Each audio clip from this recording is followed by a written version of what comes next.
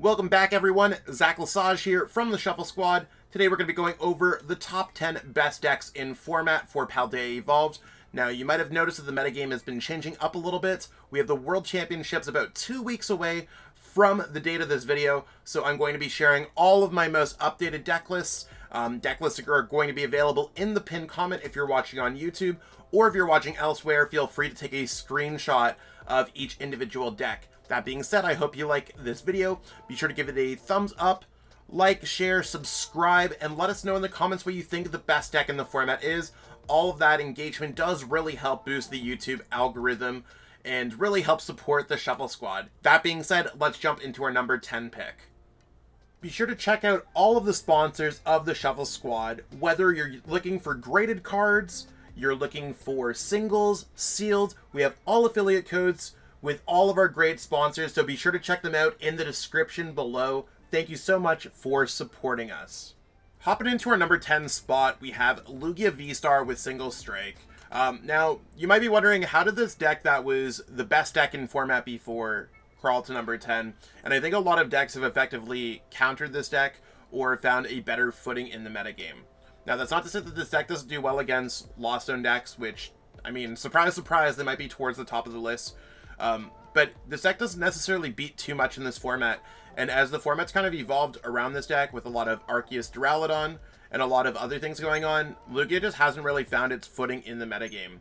Maybe we'll see Lugia players playing this to counter some of the Giratina VSTAR that is action that's been seeing a little bit more success lately, but in terms of a lot of matchups, this just really isn't it. It's a little bit too middle of the road, and this could easily be replaced by a bunch of different Arceus variants, maybe United Wings. This deck is in danger of falling out of the top 10 relatively soon, so I'll have to see how that turns out. Hopping into number 9 is Mew VMAX Fusion Strike.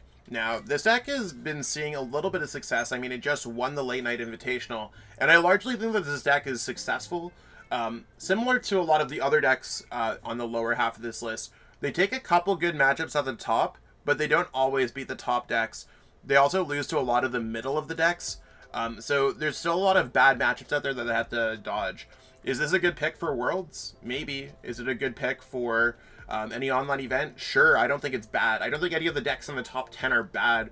We're in a format with a lot of variety. It's just not as well positioned as other decks in the format. Single prize card Pokemon like Ice-Q and Meloetta might be okay to hold your own against some Lost Zone box variants, maybe Chien-Pao, but I think Mew VMAX is the type of deck where you have to really dedicate a lot of time if you want to see some success with it, for sure. On to our number 8 spot, we have our first Arceus of this list, and maybe there's more, maybe there's not, we'll find out. Arceus VSTAR, Giratina VSTAR, and this deck is really more like Arceus Path with Judge than it is having a kind of standalone attacker. I mean, 280 damage is cool, but I think a lot of this deck is Arc plus Path is very good. I think this deck might be interchangeable with Arc Drago, that has been seeing a little bit of light success lately. However, I mean, this deck should have an okay matchup against Lost Zone box, should have a good matchup against a lot of Gardevoir decks, Lugia decks, stuff like that. Where this deck might struggle with is just a lot of the middle of the road decks, like maybe Chien-Pao will take care of this one. Maybe this deck will lose to Tina VSTAR.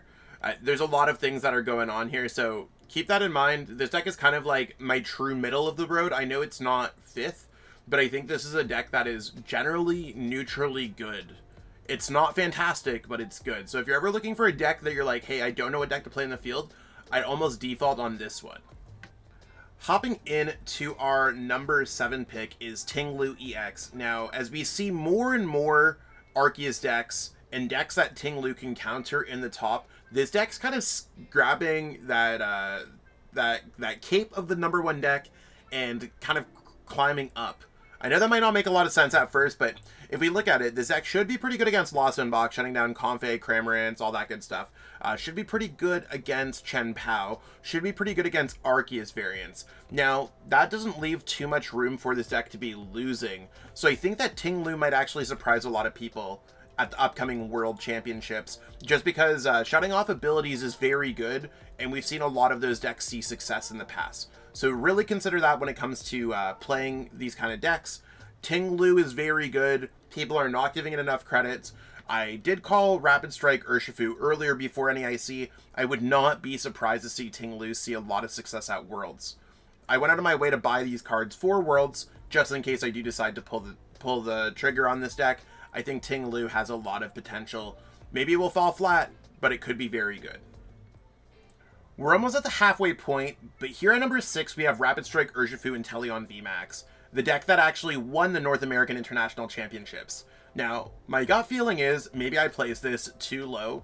Maybe I didn't. A lot of people aren't necessarily playing this, so it's hard to like go for this list of what you should play versus the play, like how much a deck is played. And I go back and forth on how I ever want to measure this list. That being said, this deck is pretty well positioned in the metagame, having a decent bit of matchups, but its difficulty to play, ease of access of cards. I mean, 4 Steel Stones, $20 in real life now. Inteleons are pretty expensive. Shout out to fellow TSS member Cyrus on all of that. So it's one of those things where sometimes cards are going to spike up a little bit. This deck's a little bit pricier compared to most, but not really that expensive. I don't know. I think it's one of those things where it's just not bad. People aren't really playing it. It's difficult and it's kind of expensive. It is what it is. Can this deck move up? Yes. Can this deck move down? Yes. It's probably closer to the middle of the pack, but if it has a good day, it could win Worlds, it could advance from day 1 to day 2, all that good stuff. Here we are at number 5. Another deck that's been climbing up a lot lately is Chien-Pao EX. Now, why is Chien-Pao EX climbing up the ranks? Well, there's a lot of decks that have a lot of HP at the top, and between using Radiant Greninja to snipe some things on your opponent's bench, like Comfey and Routes, or just being able to go Hail Blade, knock out your opponent's active, Chien-Pao EX actively has a lot of really good things going for it.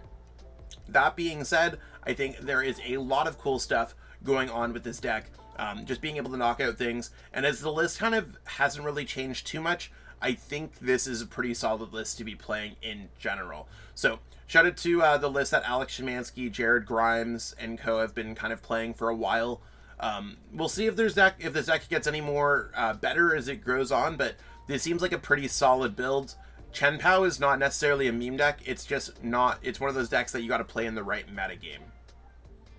Here we have it, our number 4 deck. We're getting up there. The Elite 4 of decks is Dura Umbreon. Now, this is a deck that I hold near and dear to my heart because I played it to a lot of success this season, Dura that is. And this is the newest build that I have based off of Braden Elford's back-to-back cup wins. Basically, Box of Disaster in this deck is kind of cool, giving yourself some outs to the Giratina VSTAR presence that has kind of been up there at the top tables recently. I don't know if anyone else at their League Cups saw a lot of it, but there was a lot of it at my League Cups, and it is tough if you're an Dura Umbreon player. So you can hit them with Arceus, get them with Box of Disaster, move some damage counters around. There's some cool ways to make things happen.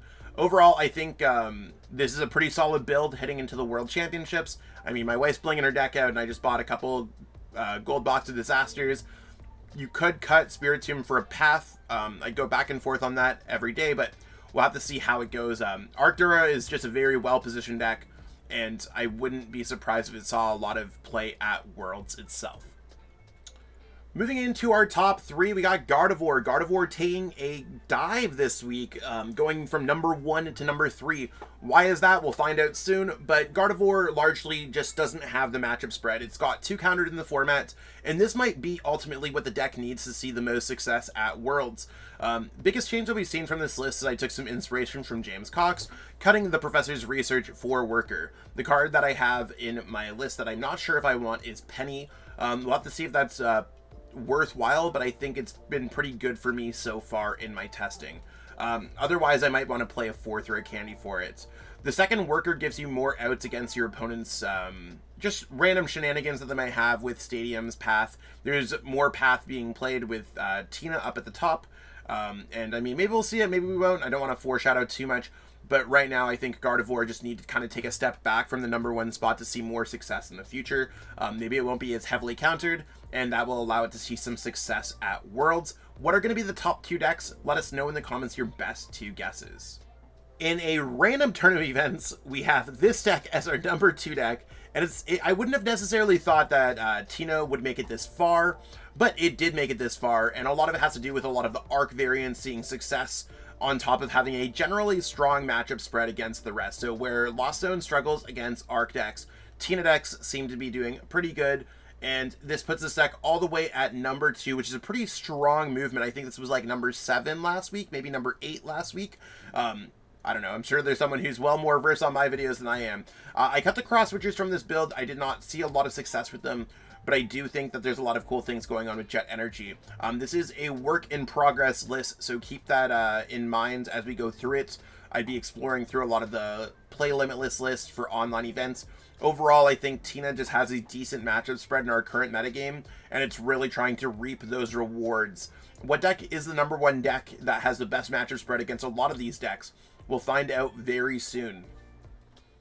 At our number 1 pick, we have Turbo Lost Zone Box. I was actually able to win a league challenge with this the other day, and I think that this list is kind of perfection. Shout out to my homeboy Tyler Zakoris for playing this deck online a lot, seeing a lot of success, and it's one of those things where you can kind of speed up the deck with the trekking shoes to get off those explosive turns, drawing into those key pieces of Lost Vacuum, Colress a little bit more often, and being able to maybe turn 1 Dragonites. I played this at a cup and I got turn 1 Dragonite 3 games out of the 6 that I played or something like that, and it worked out really well. This deck has a pretty good matchup spread against most other decks in the format. You might not want to face against Rapid Strike Urshifu, and decks like Tina might be a little bit close, and of course Arc decks are probably a little bit unfavored, but against the rest of the metagame, you usually do pretty well. And I think that's going to be standing true for a while, so I wouldn't be surprised if it's Lost Zone Box's chance to shine. Maybe we'll even see Kyogre come back into the format too.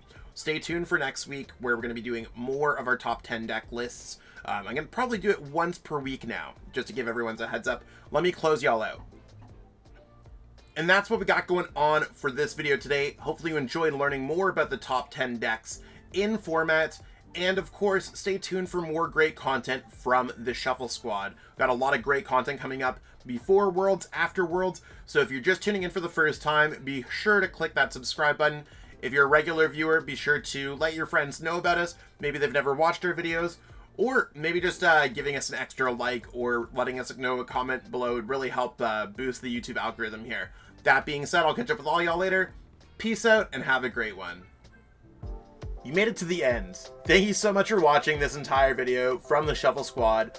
Honestly, from the bottom of our hearts, we appreciate each and every person that supports our content, watches what we have going on every single day, every single week, even from time to time, and continuously allows us to have a forum to project our creative content towards the Pokemon TCG community. So if you haven't already, be sure to give this video a like, subscribe to the channel, and even leave a comment to help boost the YouTube algorithm. That being said, we'll catch you with our next video. Thanks again. Take it easy.